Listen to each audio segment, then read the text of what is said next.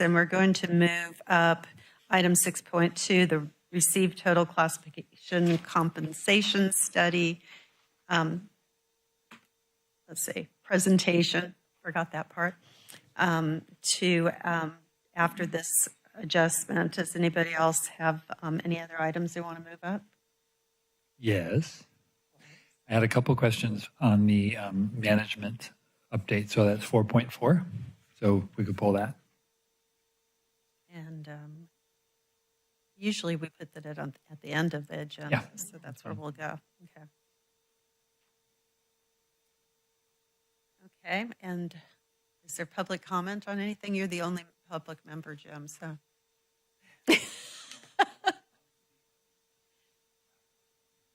Okay, yeah. So we will start with item 6.2, the classification and compensation study presentation. President Lather, I apologize. Before we do that, can I report out a closed session? Oh, yeah. You know, I already wrote it down. There was no reportable action, and the board did not consider item 03. Thank you. Thank you. In my mind, I'd already done it, so thank you. You're on. I don't think so. Okay, there we go. Good evening. Thank you, President Lather and board members. David Terrasas, HR Manager. I'm pleased to introduce Doug Johnson from Ralph Anderson and Associates. At the March board meeting, we were directed to enter into a professional service agreement for the class and compensation study for district staff. We had our first kickoff meeting today with the district staff, and I wanted to invite Mr. Johnson here to give a presentation, brief presentation on the scope of the work and kind of what to expect moving forward. All right, good evening, board members. Yes, we had a great afternoon, did a briefing session with employees where I spent some time letting them know what a classification and compensation study seeks to do. And in summary, what it seeks to do is to better align your job titles, update your job descriptions, and then set up your compensation plan so that it's aligned with what we learned in a market survey. So the objective is to be able to ultimately optimize this district's ability to recruit and retain employees. And it's a very participatory process, particularly on the classification side. Employees will be filling out questionnaires. There'll be an interview process that occurs in May. I met with the board earlier to talk about some logistics in terms of setting up the compensation survey, and we'll be doing that work in July. So there's a lot of moving parts here, and the objective, again, is to make sure that we can update the classification plan and job descriptions and put in place salary ranges that are optimized in terms of market conditions and best aligned with the internal relationships, organization structure of the organization. As I said, good meetings today, good kickoff in terms of participation, good questions. And we will be a partner with the organization as we move through this. We'll have opportunities to meet with you again and to be a partner in terms of answering questions and issues as we move forward, with the objective of having this completed in about a 4-month duration. So by August, it should be complete. And then I know you'll use aspects of this potentially in terms of contract negotiations with labor groups. Will continue to be a resource available should anything come up in that process. Any questions? Yeah. Thank you. Anybody have questions? All right. Thank you. Okay. Great. Thank you. And now I got to figure out where I am. So we're at public comment, and this is for matters that aren't on the agenda, and I don't think there's anybody here with that. So now we'll look at the consent items. I know item 4.4 was removed to discuss later. Do I have any other questions from the board members? I'll move approval of the, remainder of the consent agenda. Do we have a second? I'll second. Into the mic. I'll second. Okay, so we have a motion and a second. So do we do a roll call, or is it all? Voice vote's okay. Voice votes, okay. So everyone in favor, please say aye. Aye. Aye. Against? None. So it's passed unanimously with the absence of one board member. Do we have, a report from council? No report this evening. Thank you. So now we're on to business items. Approve conditional will serve letters. Taj DeVore will provide the, Good evening. So there are two conditional will serve letters before the board tonight. One of them has been presented to the district before. Maybe not all the board members voted on it at that time, but the first one is the one I was referring to that has been here before back in 2022. It's a 6-lot residential subdivision in Aptos Soquel boundary. No infrastructure there other than water meters. The lot is a long lot with a frontage on a water main. The second one is a 10-unit low-income housing development at a church on McGregor Drive.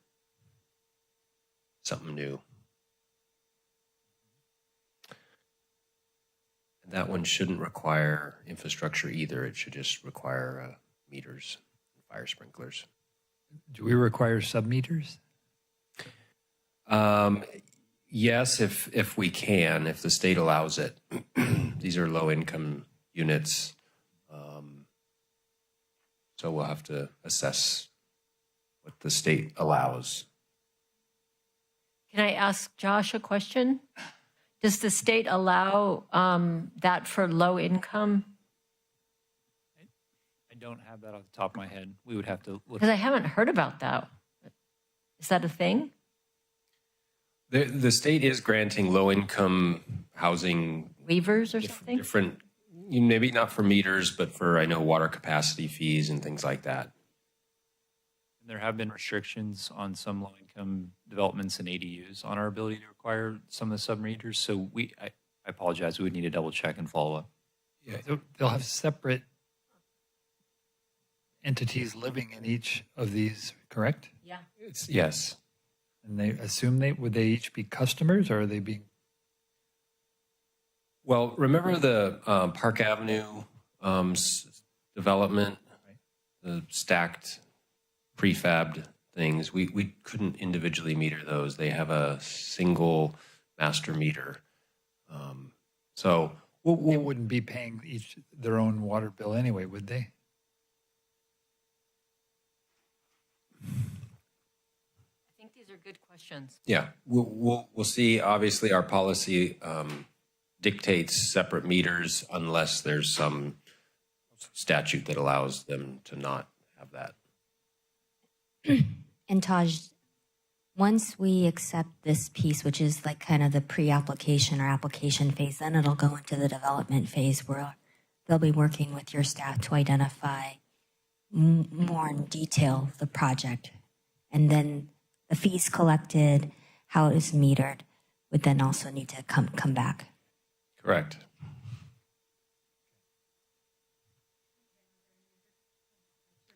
as I crunched a carrot.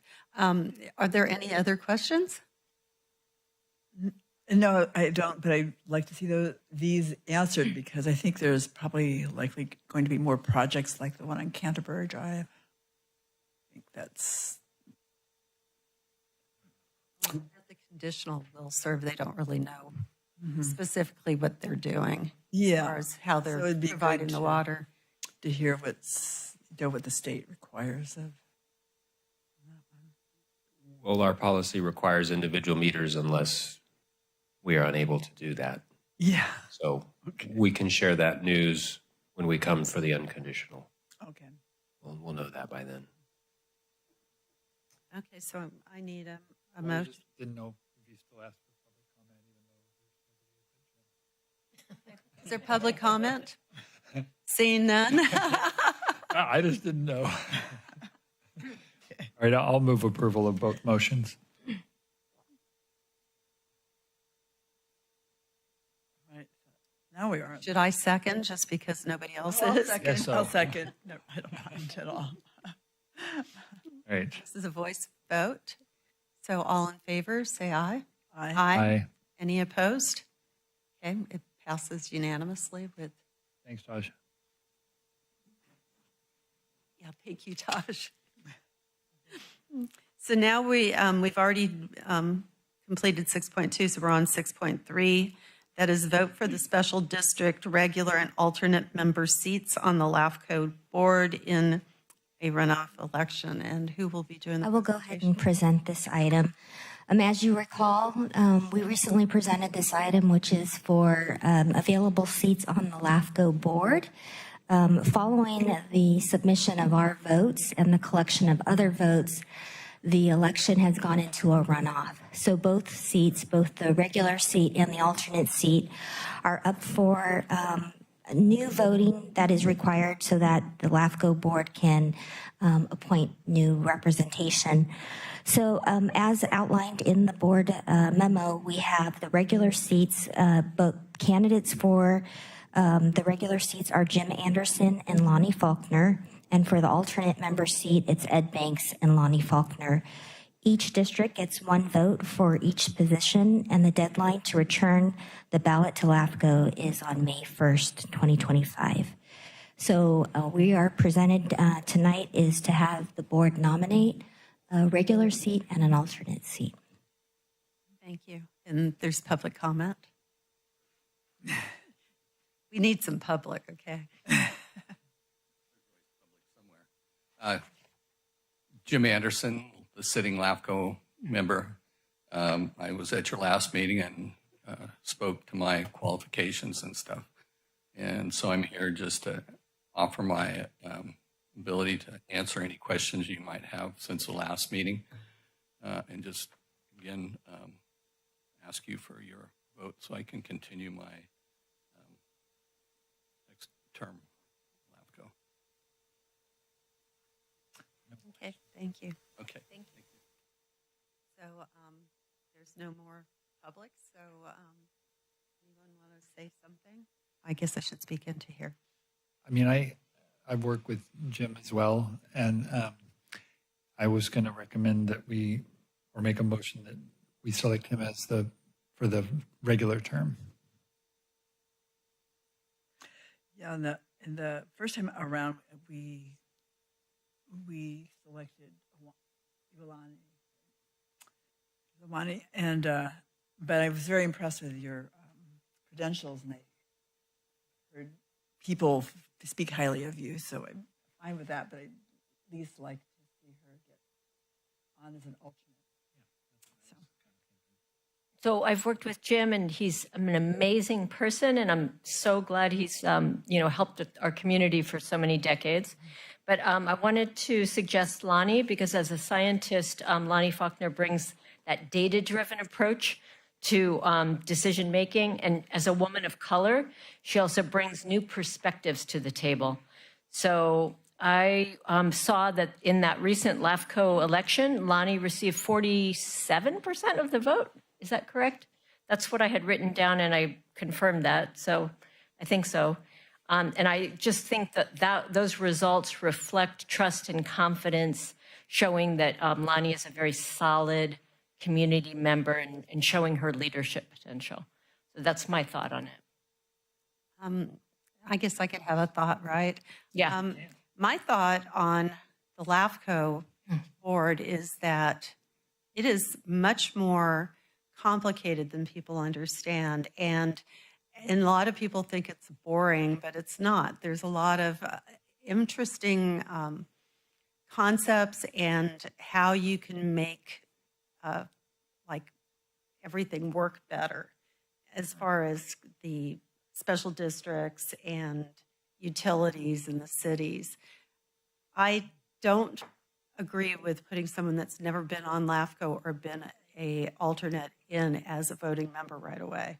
Okay. I have some concern about that just because there's a lot to learn, and you want someone that really does understand what it's about, does have a passion for that, and goes to training and learns what the job is, because it's not that easy. Yeah.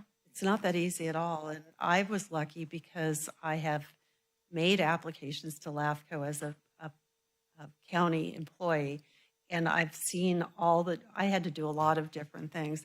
Like I know what extraterritorial services, not everybody does. And it's just, there's a big learning curve. And I know people like board members end up on the board from the County Board of Supervisors. So you don't have to have that, but I just don't feel comfortable letting go of Jim's experience and knowledge. That's okay. I'm persuaded. So maybe can I make the motion that we select Jim for the regular member seat and Lonnie for the alternate? Yes. Okay, I'll second that. Okay, so we have a motion and a second. Is this a voice vote? Okay, all in favor? Aye. Aye. Opposed? Seeing none, motion is carried. Thank you. Thank you for your service. Having, Good luck. it's a really rewarding service. Got to be on it for a while, and I feel like you really can make a difference. So thank you. Yeah.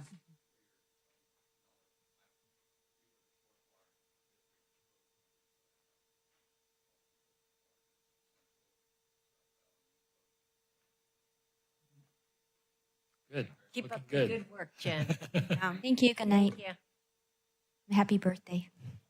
Oh. Today? Oh, happy birthday. Aw.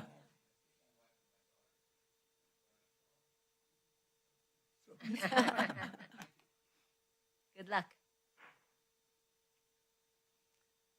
Okay, so now we're on item 6.4, initiate the public member recruitment process for the district's public advisory committee and designate a review and selection committee. And who's going to be presenting that? Emma? Oh, great.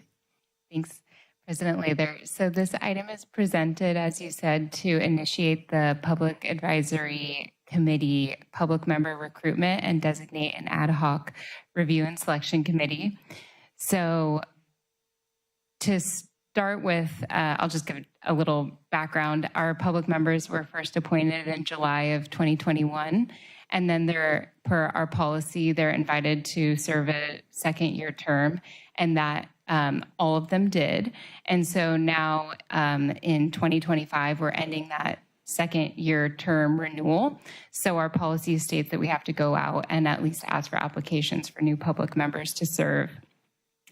So tonight, if the board so chooses, we can initiate that recruitment process. We'll put an application on our website, do various forms of outreach, and allow applications to come in until the end of May.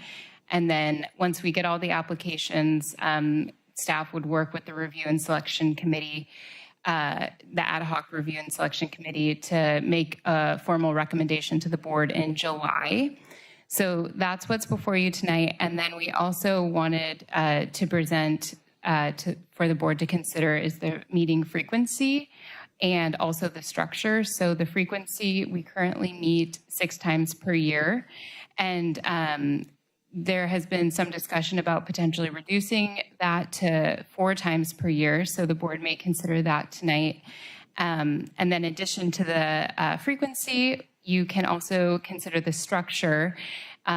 This one stems from the board's interest in involving youth, especially on a committee. So if you want to, you can designate, we're thinking maybe 2 spots for students. We're juniors, seniors in high school or college level. And then the important piece about this is that that would be contingent upon other public members serving as well, in addition to the students. So there'd be like 2 student member seats and then up to 6 other regular member seats for a total of 8 on the Public Advisory Committee. I think that sums it up, unless you wanted to add anything, Melanie. No, I think, in terms of the structure over the last couple of years, we've had multiple committees. We had the Finance Committee, we had the Water Resources and Infrastructure Committee, and we had the Outreach Committee. In the last 2 years or so, we compressed those. So the Public Advisory Committee and we've also made them longer in duration. For the last couple of public advisory committee meetings, I think we've finally gotten into a really good groove with this group. They seem very engaged.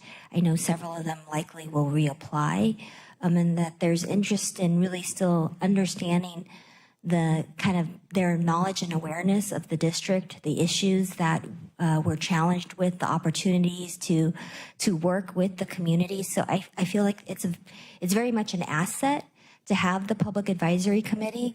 I do like the addition of a student or youth participation. And I also do think that 4 times a year, which was the frequency of the Finance and Business Services Committee, may be a right-sized frequency going forward with this group. But of course, we're open to input and suggestions from the board. Is there any public comment? Seeing none, let's go to the board. Now there is no. Okay. So I agree with everything with Melanie said, except I really feel serving on this board that 6 times a year is important.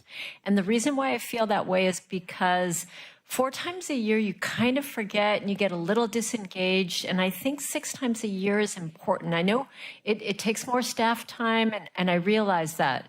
But I would definitely argue for 6 times a year meeting. I love the youth. I love all the other parts of it, and yeah. I'll chime in on that too, having participated such a long time on this. I think the 6 times too, that was one of the things that I noticed with the 4 times a year. It was easier on staff, of course, but people would forget, they just would forget what, it became less important because it was just, hadn't thought about it for a couple months. And I think even if we have to just make it shorter, just maybe that would make it easier, and just concentrate doing what we've started transitioning to concentrating to a discipline, or one, concentration of one department or one activity within the district to focus on. An hour would work, and that would maybe just ease some of that pressure. But if you don't, that's been my experience. They just forget. Oh yeah, because it's been a couple months. It really is hard to stay on track, and so that has been the problem, especially when you only had 2 members of 2 or 3 members on a committee, and then it was 4 months, and then it was like one person would remember that they were supposed to show up on a certain date. So I would push for that, keeping it 6, maybe shortening the meetings and focusing on, continue to focus on,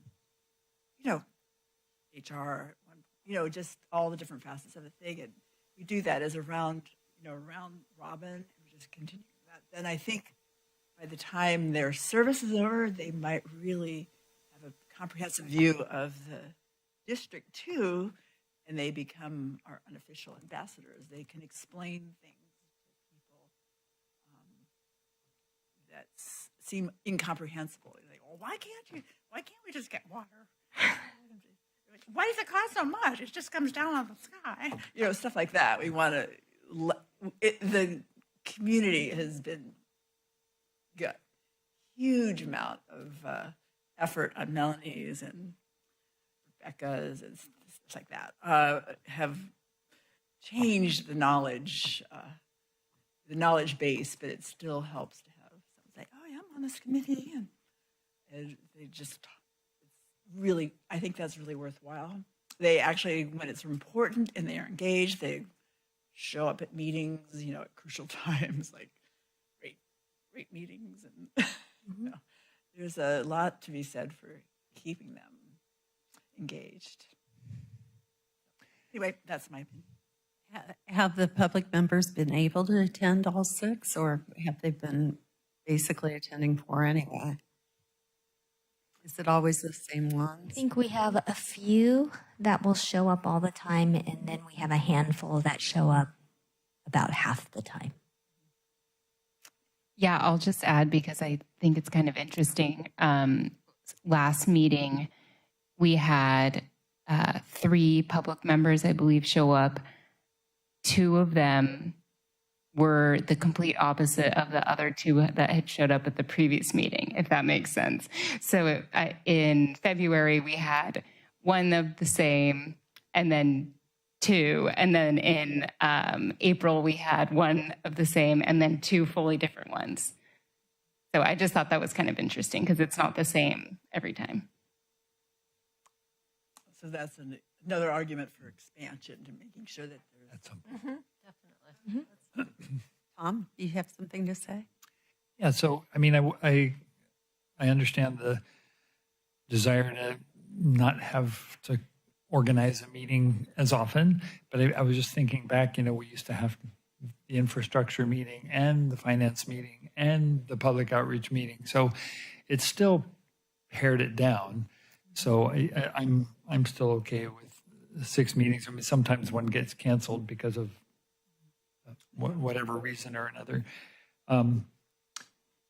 I'd be willing to be on the review committee if somebody else doesn't want to do it, or if that's okay. And then I love the idea of the student member. Of course, it was something I think that would be really great, whether it's from junior, senior, high school, or whether it's from college. Either way. Can we find a way to make it count as public? What is it that they have to do? Public service. Public service. Yeah. I thought. Good idea. That would be, yeah, because they have to do 10 hours a year? It just depends sometimes on the school or the teacher. I also like Carla's idea of trying to keep it to an hour. It just gets to be kind of too long for everybody. It's easier for people to commit to an hour. Or an hour and a half, I think would be fine too. No? Okay. I'm only good for an hour. Yeah, well, I think by breaking it down, not to trying to cover everything, I think that's will help a lot with that.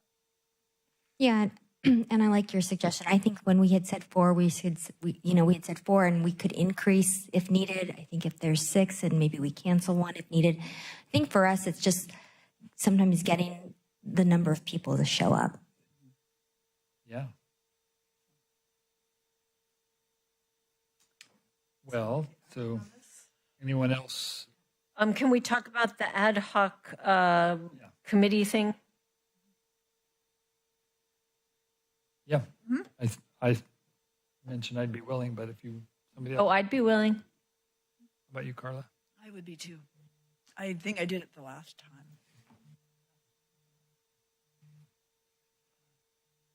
Okay, so you want to give me a shot? Sure. Okay, thanks. Yeah, we need to make a motion. So I'll make a motion that Carla and Jennifer be on the ad hoc committee for Well, wait, I thought it was selection. Tom and Jennifer. Oh. Said she'd give me a shot. Oh. What does it I preclude? thought you wanted to do it. I thought you said you wanted to do it too. Oh, no, I'm willing to do it. Yeah, Yeah. we'd really like to then. That's fine. You guys can do it. It's fine. So anyway, what I was saying. I'm a control freak, so. We have a bunch of motions here. One is to just initiate the recruitment process. That's one. 2 would be to have Carla and Jennifer as ad hoc board members. 3 would be to maintain the frequency at 6 per year, so we really don't need 3. Do 3. Mm-hmm. So and then 4, we would designate 2 student public members. So that's the 3 motions then, 1, 2, and 4. I second. Okay, we have a motion and a second. All in favor? Aye. Aye. Opposed? Seeing none. Thank you. Thanks for putting that together, Emma. Yeah. So now we're at item 6.5, adopt resolution 2508, honoring Public Service Recognition Week, May 4th to the 10th, 2025. David, do you have any presentation or something to say? This is nationally celebrated. This year it's the 40th anniversary, according to the memo, and that it's been recognized throughout the United States, and it recognizes all public service employees in a variety of jurisdictions, as well as cities, special districts like ourselves, and other types of municipalities. I think it's important that we recognize all of our district staff for the work they do. And this memorandum kind of outlines how this particular celebration is recognized in other parts of the United States. But we want to obtain your support for this resolution, and we'll certainly circulate it with district staff as well after this meeting. Thank you. Any board discussion? Or, sorry, members of the public? There are none. I'll move approval. And I'll second. I think it's a great idea. I don't remember it. Have we done it in the past? Yeah. Oh, good. I think considering how the times are right now, it's especially important to Yes. recognize public employees. Yes. Anyway, we've got a motion and a second. All in favor? Aye. Opposed? None? So, Oh, we have one more thing. oh yeah, we have one more thing. But yeah. Olden item. Oh, darn. Sorry. I almost forgot. Okay. So we have item 4.4, management department updates. So you had some questions? So it's page 52 of our agenda. And under Pure Water Soquel, their second bullet is request for qualifications from qualified vendors to provide on-call professional, technical, specialized services for the Pure Water Soquel project. And so I just wasn't sure what exactly that is. We want to make sure that we have some on-call professional services available to the district once the facility comes online. So we do have quite a few consultants that have been kind of an extension to staff to help us construct and implement the project. The work, once the project is online, is a little bit different. So we'd like to initiate the procurement to, seek out and then, of course, come into contract for us over the next couple of years. So this is services that would require maybe some treatment specialty, if we have some optimization of the facilities, if there might be some additional groundwater modeling. The RFQ, which is posted on our website, lists kind of numerous types of services that we could procure. Just kind of back up people in case there's a gap. Yes. And then on the second subject, the MGA optimization study, I just was going to ask when the next update, is that June or July when we're expecting? I'm trying to remember. I don't have it off the top of my head. I know we were going to try to bring something, I believe in July, to the board, which would be another update, and hopefully to finalize and provide you an update on the final report of the optimization study. We're working on the last pieces and the components, and a lot of the information is now going to be used within the city's WASAP process, which is their water supply augmentation implementation plan. So a lot of the technical data that has been generated from the Opta study has been used to go through some of the alternatives and recommendations, and then also over to the city. So Shelley and likely will have Heidi come back in July. Great. Last one, I don't know, just any more new updates from DDW on Chrome 6? Like they were going to, it says participate in a call with DDW. Compliance monitoring and reporting requirements. So was there anything new since I last heard? We did have a conversation about how we would notify our customers and at what point. And the state did say that we don't have to wait for that, October time frame to do that. We can start letting our customers know what we've been doing, what's coming, and then they have some set language that is going to be needed come October. Yeah. But other than that, there is not really much new to report. All right. Thanks. Oh, the one thing they did confirm is that we have to notify all of our customers, even the ones over here in Capitola, that will likely never see that water. We did ask them explicitly if we had a way to draw a boundary. They said no. So it might confuse some people, getting the notices, but we'll do our best to answer their calls if they call. Okay. Thanks. Hmm? Great, That's thank all you. my questions. Okay, so any other questions? Do we have a motion? I don't think we.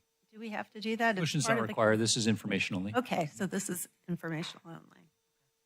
So I guess we're at adjournment unless I missed something. Okay, meeting is adjourned. Thank you. Good night. Chris. I'm getting better. That's good.